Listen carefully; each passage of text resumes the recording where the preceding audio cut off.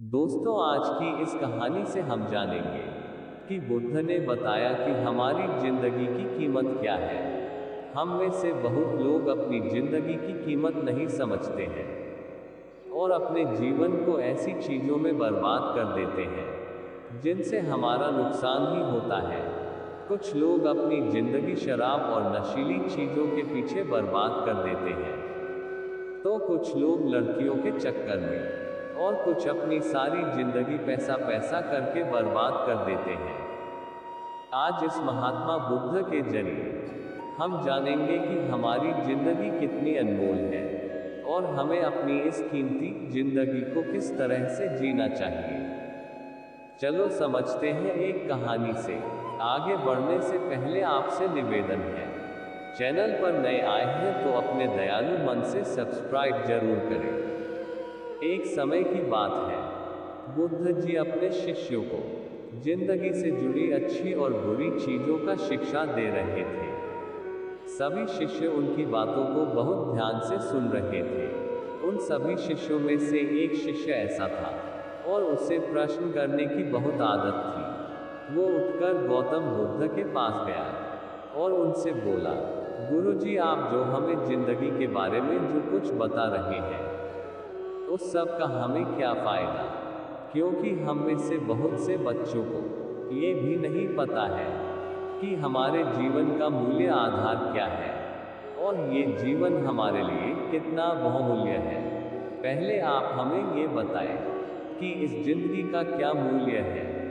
ये सुनकर बुद्ध जी अपने शिष्य की बात सुनकर गौतम बुद्ध अपने कुटिया में से एक चमकता हुआ कीमती पत्थर का टुकड़ा लेकर आते हैं और वो टुकड़ा उन्होंने अपने शिष्य को दिया और बोले, मैं तुम्हें इस जीवन का मूल्य महत्व तब बताऊंगा जब तुम इस पत्थर का सही मूल्य पता लगाकर आओगे। और ध्यान रखना कि तुम्हें ये चमकीला पत्थर का टुकड़ा किसी को बेचना भी नहीं है। गौतम बुद्ध की बात मानकर वो शिष्य बाजार की तरफ चला गया। बाजार में सबसे पहले उसकी नज़र एक मिठाई बेचने वाले पर पड़ी और उसने वो पत्थर उस मिठाई वाले को दिखाया और बोला, इस पत्थर के बदले आप मुझे कितनी मिठाइयाँ दे सकते हो। मिठाई वाला बोला, ये पत्थर कुछ खास तो नहीं है, लेकिन फिर भी इसके बदले में तुम्हें कुछ मिठाई दे सकता हूँ। वो शिष्य उस पत्थर को लेकर आगे चला गया। फिर उसे एक सब्जी वाला मिला।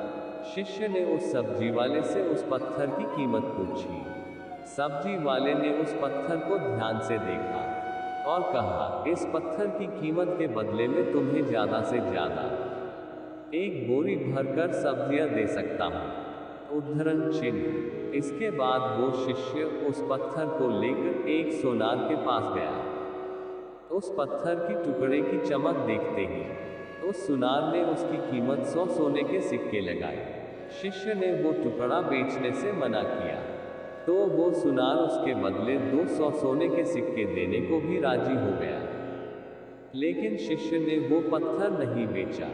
इसके बाद वो शिष्य एक हीरा बेचने वाले व्यापारी के पास गया और उनके सामने उसने वो पत्थर के टुकड़े को रख दिया। उस पत्थर को देखते ही हीरो के व्यापारी ने एक साफ कपड़ा बिछाया और उस पत्थर को उसके ऊपर रख दिया।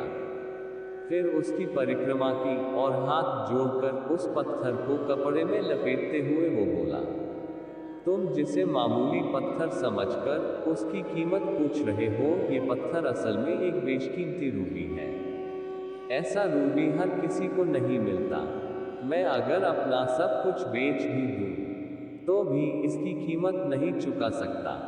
उस व्यापारी की बातें सुनकर वो शिष्य हैरान हो गया। वो दौड़ते दौड़ते सीधा बुद्ध के पास आया और उन्हें उसने जो कुछ भी बाजार में हुआ वो सब बुद्ध को बताया। उसकी हैरानी भरी बातें सुनकर गौतम बुद्ध बोले, तुम्हारे सवाल का जवाब इस रूबी की कीमत में ही छिपा है। हमारा जीवन भी एक रूबी है। रूबी की तरह ये भी बेशकीमती है, लेकिन हम इस बात को हमेशा नज़रअंदाज करते हैं और अपने जीवन का मूल्य नहीं समझते। हम दूसरों को देखकर और उनके जैसा जीवन जीने की कोशिश करने लगते हैं। और अपने जीवन की कीमत को कम कर देते हैं। हम ये सोचते हैं कि हमारी जिंदगी की कीमत वही है जो दूसरे हमें बताते हैं, लेकिन ये बात हमेशा ध्यान में रखना कि सामने वाला अपनी हैसियत, बुद्धि और अपनी समझ के हिसाब से तुम्हारी कीमत लगाता है। दोस्तों, बुद्ध जी ने कहा, जिंदगी सिर्फ एक बार मिलती है, इसलिए इसको बर्बाद ना करें। अपनी जिंदगी को उतना ही कीमती समझें जितना कीमती आप अपने बैंक में रखे रुपयों को समझते हैं। आज के समय में हर लोग अपनी जिंदगी से ज़्यादा कीमती लड़कियों के प्यार और दिखावे से भरी चीज़ों को समझते हैं।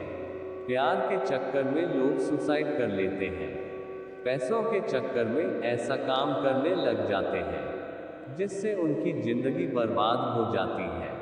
नाम कमाने के चक्कर में उल्टे सीधे काम करने लग जाते हैं। हमेशा याद रखें कि दिखावा करना जरूरी नहीं है।